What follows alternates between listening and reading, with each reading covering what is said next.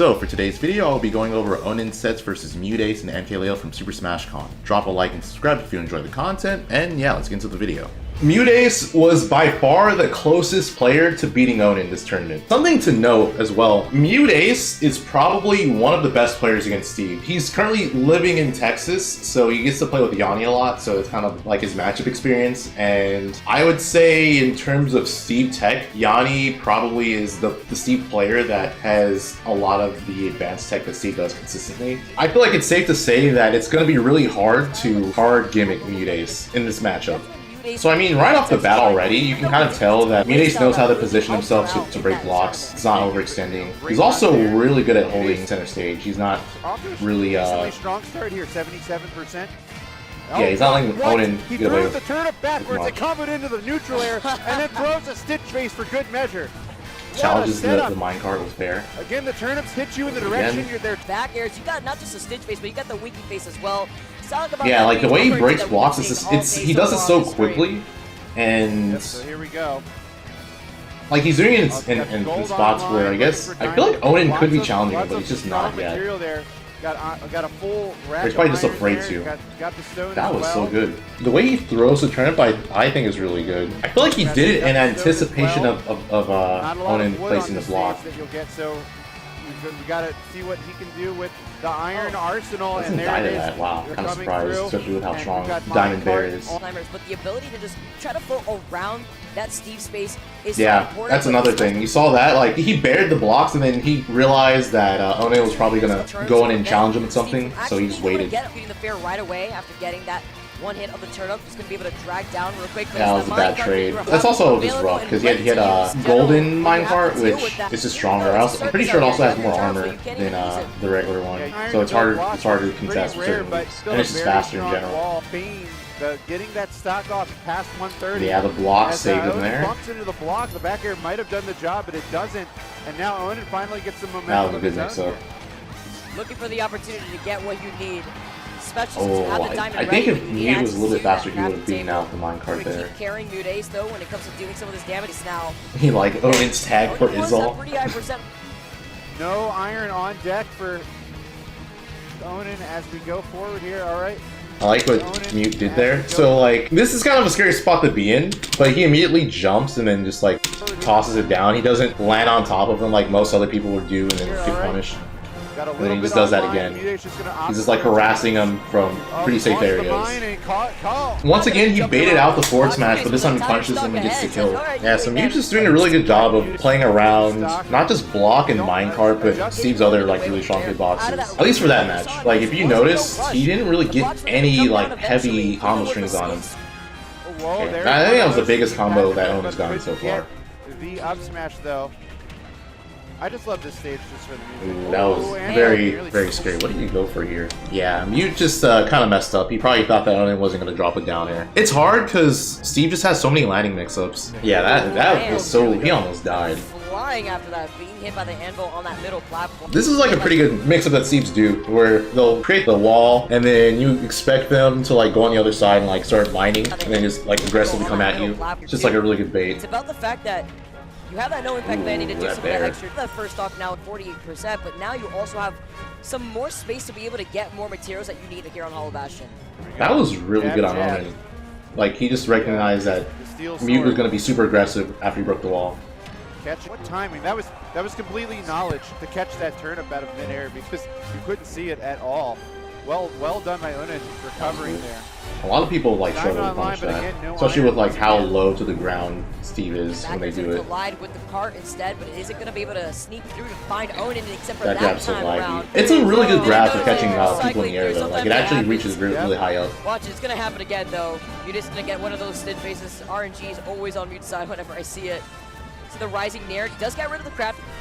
The rise. Oh yeah, that's a really unsafe bear. Like he did that so high, but I think he was still. I think Mute just reacted slow. Not super high, but it looked like he could have done something. Yeah, he tried to forward smash. Wow. Steve's bear auto cancels. Was that an auto cancel bear actually? Hold on. You were actually right. I forgot about that. I remember Yanni telling me.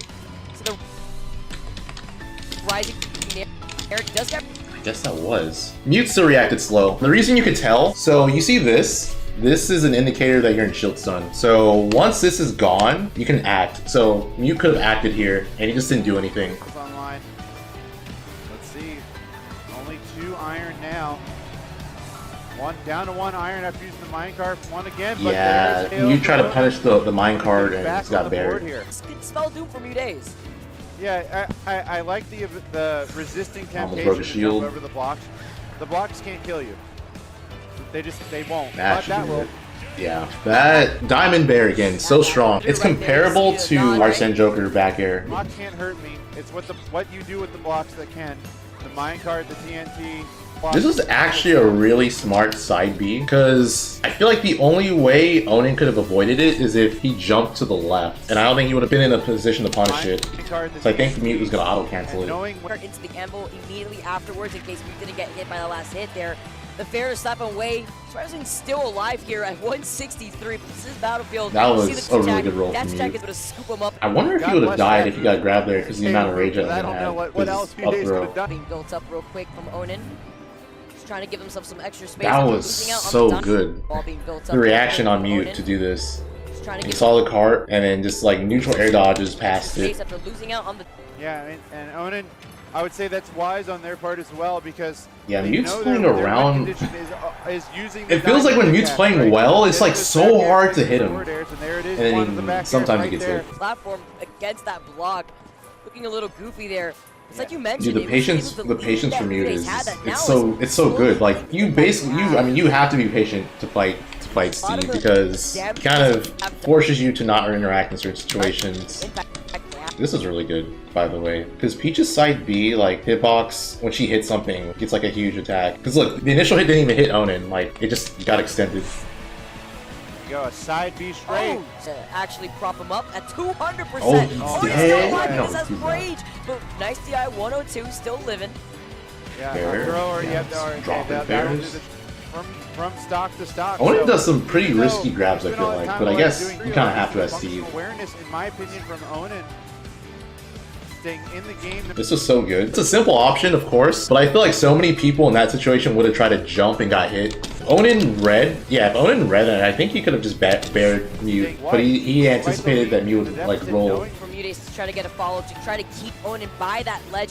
A high recovery coming in from Onin, not too sure if that was on purpose real quick to try to keep Mutays off guard. Doesn't want to even be by the side of the ledge, teleported into that grab real quick from Mute.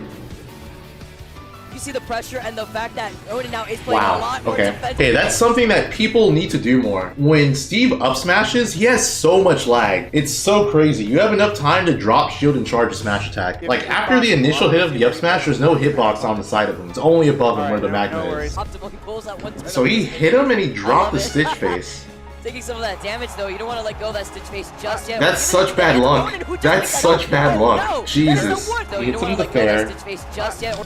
Drops the Stitch Face, he's at 45. And again, so dropping an item when you get hit is RNG, it's completely random. And it's also random if the Stitch Face disappears, I'm pretty sure. Into the hands So, of and then Onin, it who stays. just picked that up. And Oh, look at how no. much damage That is that a one. does. He's at 112 and climbing. He just got That's down so- the dead. that's Are so you kidding unfortunate. me? You put a hex on there. That's like incredibly I'm bad so luck on sorry. Mutays' That part. was awful. And he tried to even it up by like going for like a crazy read That there. was horrible. This is why Onin's been going for so many grabs that look kind of crazy. Because look how high Mute is.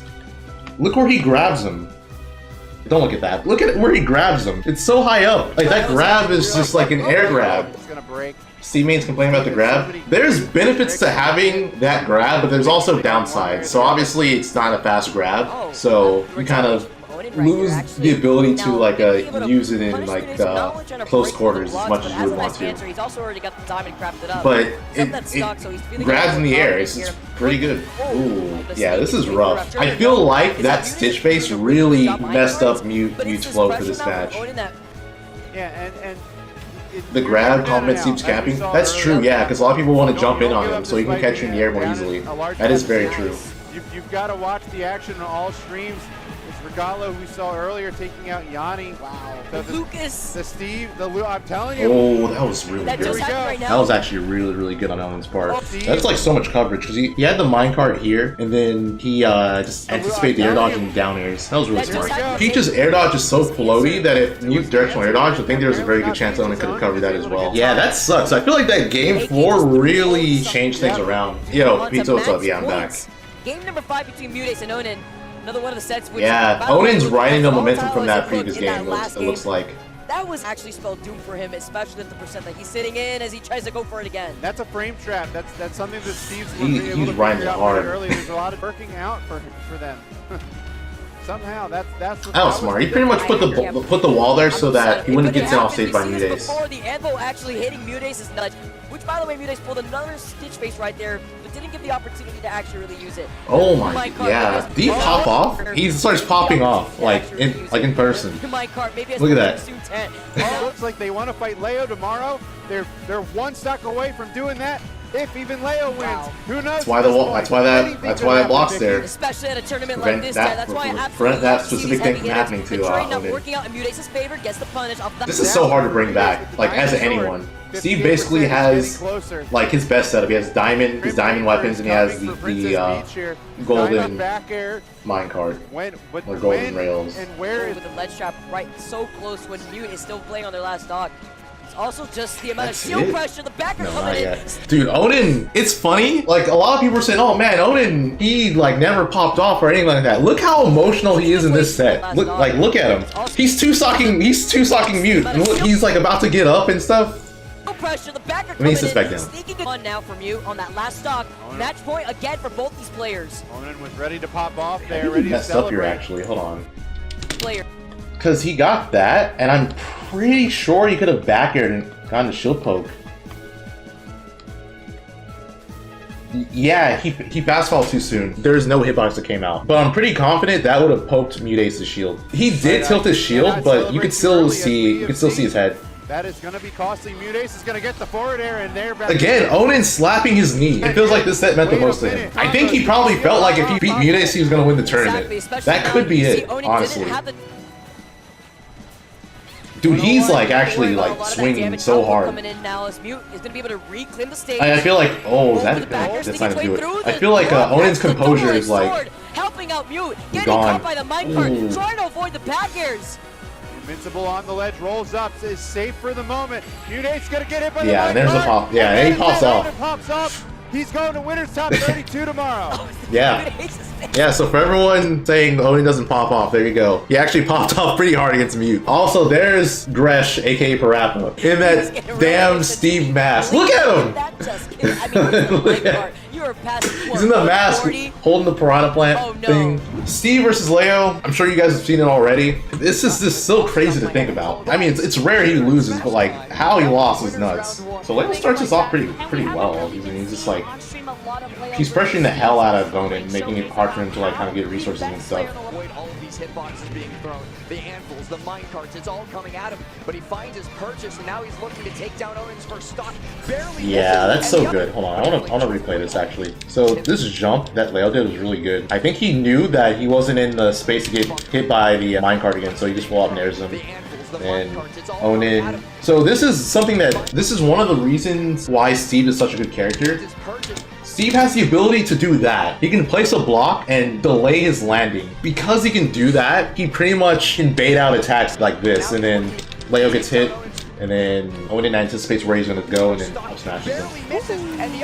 That was a fantastic weight as well coming in from Onan for that up smash. But yeah, like I said before, if you're a character that can alter your disadvantage state, you're probably a really good character. Most of the best characters in Smash have the ability to just get out of disadvantage incredibly well. What happened here? So it's going to be interesting to see how he can keep up the So he places the block. And then Leo just tries to down tilt him. I think that would have hit too, but I think Leo just did it too early. Great stage control, but Vic Stock, unless he can find space for Something I've noticed about Leo when he's playing is in a lot of cases where most people would shield, he actually will down tilt because of the low profile capabilities it has. But it's also like kind of a risk because you can still get hit. But it also just shows how confident Leo is, because he's, like I said, in most cases people would just shield, but Leo's trying to hit you still and outspace you. He is number 1 on the current PGR, but He's that, dead here, it doesn't yeah. matter for Onin. Gives up, and that's why he is number 1 on the current. The crazy thing about this situation is that no matter what, Leo was like guaranteed dead if Onin reacted right. Got the fair, bounces, fake kill confirmed. Again, no matter what Leo did, he was dead. Even if he teched, Onin would have had enough time to tech chase up smash him if he reacted properly. I guess the only thing he could have done is like hard SDI right and get off the platform. less space for Onin to work with. I very much agree with this stage. That was really Call it as smart. the final destination. Like Onin, like he did 2 hits and he just anticipated Leo to like pick a out shot option. Were kind of cut off. And if we really talk about Leo, and you were mentioning his adaptation. Oh my god, I wonder. Actually, no, it probably wouldn't have been worth it. I was gonna say that Onin probably could have grabbed Leo and then grab released him, but it probably wouldn't have been worth it because he would have taken damage too. And I also don't think Leo would have died. 32 run, right? I mean, he was 3-1 against Vitality. 3-1 River, so he might drop that game, but now we're gonna see What Leo did here, Onin definitely remembered for game 3. drop that game. Because look at how long Leo held shield there in the corner. Continue his adaptation, not looking like it, taking 120. Onin definitely took mental note of that for game 3. Almost always had iron, almost always had diamond throughout the set. And speak of the devil, the little I feel like- plays and he finds the diamonds. He does indeed, but you know what? He got a little bit of a good advantage. I feel like Leo's doing a lot of nair. Oh, that was great ballsy option. But I feel like Leo's doing a lot of nair to call out minecart, but I feel like back air and forward are better because they break it. Because I don't think nair breaks the cart. Forces of habit coming back to the stage here. Let's see if he can get this edge guard. He does with the F tilt. That he can do to stop Onin from getting that diamond tool. Sure, you can try and push him off, but you risk the reversal in that situation once the angel platform invincibility. Wow, I want to go back because this is also good. Sure, you So, I feel like that's just good recognition. And then just anticipated Leo jumping away and back airs there. And then this, I think Leo is just slightly off, but then there's also a really good reaction from Onin to know he can get this punish because Leo missed the up B. invincibility runs out. Like Leo's spacing was just off on that up B. He would have hit it if he was a little bit closer. So yeah, Steve forward smash is like insanely strong. It's especially Diamond. Diamond is crazy strong. Back air was a play early jump or not. That's true. It also pokes really well. Like look at this. In case you're wondering, look at that! Back air shield pokes insanely well. You got no reason to go in. You just gotta let him go. You're gonna keep on crafting. This should be. I like what Onin did there. He wanted to go for the spike. He wanted to go for the spike here. So he wanted to go for the spike, but he's like, oh no, he's super low. And Violet's up B can spike you, so you don't want to like overextend and die, especially with the lead you have. Not against MKLeo. You don't want to give him a chance to come back and win. He just shielded and he just did this. And yeah, Leo kind of messed up because he regrabbed. Like he was kind of screwed after he did that. All right, so remember what I said about game 2, where I said Onin took note of what Leo did when he got cornered with the TNT. You're gonna see what he does. So if you get caught at low damage, you just have to hold that. There's not much you can do. Onin, 81% on Leo, pretty much untouched himself. He's looking. There it is. Yeah, see? And that's the shield break. And he taunted, by the way. I don't know if you guys knew that. He definitely taunted. But yeah, that's conditioning, multi-game conditioning. Yeah, he definitely taunts here. He stopped mining to taunt. Against MKLeo. My brother would have 6% already rounded up just in our short discussion. No signs of slowing down from Onin. He sets up on. And he went for another shield break setup, by the way. Slowing down from Onin. This would have broken his shield if he was closer, but he, like the forward smash, I think he would have killed Leo if he was closer, honestly, because if you look, you can kind of see Violet's body. I think it would have hit him, like, regardless. So I think Leo either would have gotten his shield broken or he would have gotten hit by the forward smash if Onin was closer. Able to get around it this time. He's at 128% though, so Onin has to just breathe on him with Diamond Tools. He's at 128% though, so Onin has to just breathe. It's funny because he didn't do this the entire match, or the entire set.